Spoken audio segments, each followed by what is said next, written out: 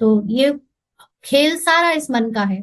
जब ये मन अपनी सुप्रीम कॉन्शियसनेस के हिसाब से चलता था तो वो पूज्य था, और जब वो गिरने लगता है और वो भूल जाता है अपने सत्य को और शरीर समझने लगता है, द्वैत में आ जाता है, तो वो पुजारी हो जाता है।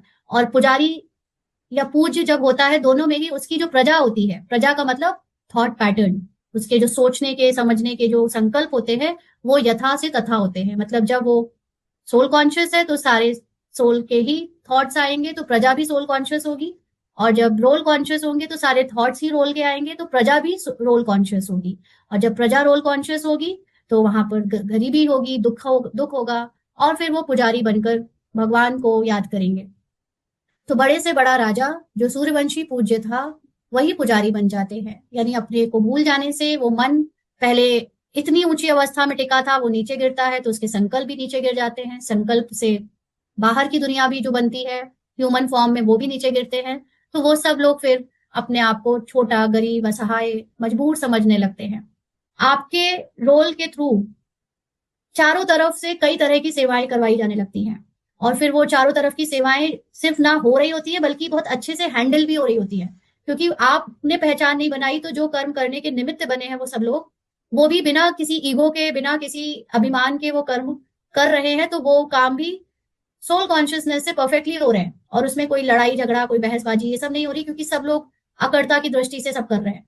तो ऐसे अपने आप चारों तरफ की सेवाएं, नॉट सेवा का मतलब कि हम दुनिया को ज्ञान सुनाएंगे, लेकिन चाहे वो घर की रोटी बनानी है, चाहे वो गाड़ी चलानी है, चाहे वो बच्चे को पढ़ाना है, चाहे वो अपने शरीर के निर्वाह के लिए कुछ करना है, सब परफेक्टली हैंडल होता है।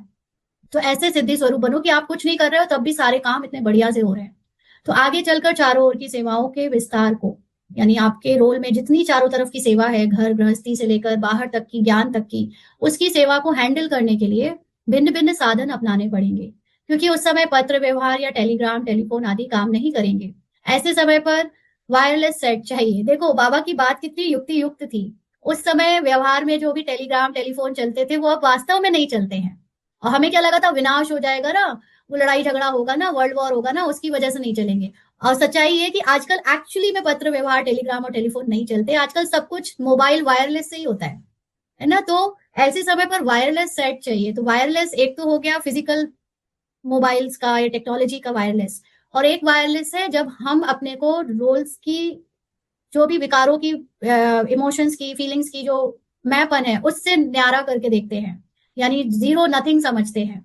तो वो वायरलेस स्टेज, ये दोनों वायरलेस स्टेज साथ साथ चल रही है। जितनी जितनी हमारी मन की स्थिति वायरलेस है, यानी वॉइसलेस है, उतना हम बाहर भी वायरलेस चीजों का काम देख रहे हैं। तो इसलिए अभी अभी कर्मयोगी, अभी अभी कर्मातीत स्टेज में स्थित रहने का अभ्यास करो। कर्मयोगी है ड्रामा के अंदर कर्म करते हुए अपने को आत्मा याद करने की स्टेज, और कर्मातीत स्टेज है कि ड्रामा से हम बाहर ही आ गए, ड्रामा से बाहर आकर अब ड्रामा से साक्षी हो गए। तो ये दोनों चीजों का बीच बीच में प्रैक्टिस करो। तब चारों ओर संकल्प की सिद्धि, यानी जो फिर संकल्प आएंगे वही होने होंगे, बस वो हो जाएंगे और आपके हर संकल्प सिद्ध होंगे। दूसरे लोगों को नहीं मालूम, ड्रामा के अंदर रहते हुए दूसरे लोग अभी वही कलयुगी की एक्टिंग कर रहे हैं, और हम गुप्त रूप से चुपचाप अपने आप को जान गए हैं। और हम सत्य को कैसे अनुभव में लाना है उसको प्रैक्टिस कर रहे हैं, बार बार अपने को निराकार रूप में रख के, गुप्त रूप से। पहले तो हम जो मेडिटेशन करते थे उसमें इतने विघ्न पड़ते थे, क्योंकि लोगों को दिखता था कि हम बैठ रहे हैं, हम सेंटर जा रहे हैं, मधुबन जा रहे हैं, हम ये कर रहे हैं, हम ड्रेस पहन रहे हैं, हम सेवा कर रहे हैं। अब हम नॉर्मल लोगों की तरह रहने लगे हैं, उठने बैठने खाने पीने लगे हैं, बस अंदर से अब अपना सत्य जीते हैं। तो वहां तक कोई पहुंच ही नहीं सकता। हाँ, थॉट्स पहुंच जाते हैं ड्रामा के, तो अब हमें वो भी पता है कि वो थॉट्स को भी कैसे साक्षी होकर देखना है, और तब भी अपने सत्य को याद रखना है। हमारे लिए जो नई संकल्प की शक्ति है वो पढ़ाई, और जो हम हमें अंदर से गुण और जो भी मन करे वो करना, उसकी फ्रीडम मिलना। आर्टिस्टिक चीजों में हर किसी को अच्छा लगता है, ज्यादातर लोगों को अच्छा लगता है कि म्यूजिक बजाओ, कुछ पेंटिंग करो, कुछ बनाओ। पढ़ने वालों को भी अच्छा लगता होगा, लेकिन पढ़ने वालों के अंदर ईगो होता है कि भाई हम तो पढ़ के ही पार करेंगे दुनिया।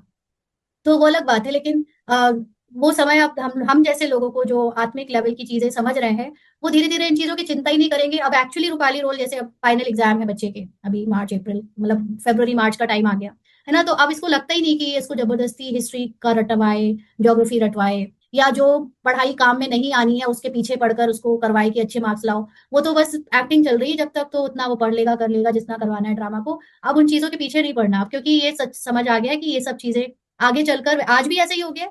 आजकल इंटरनेट और एआई के जमाने में लोगों की पुराने तरह से पढ़ी हुई नॉलेज काम नहीं आ रही है।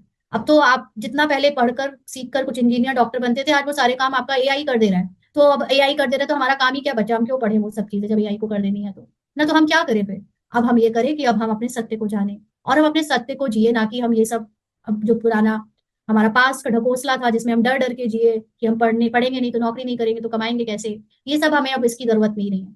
हम लोग एक ऐसे एरा में आ चुके हैं जहां पर आपका सत्य आपको जितना पता होगा आप उतने निश्चिंत और बेफिक्र रहोगे।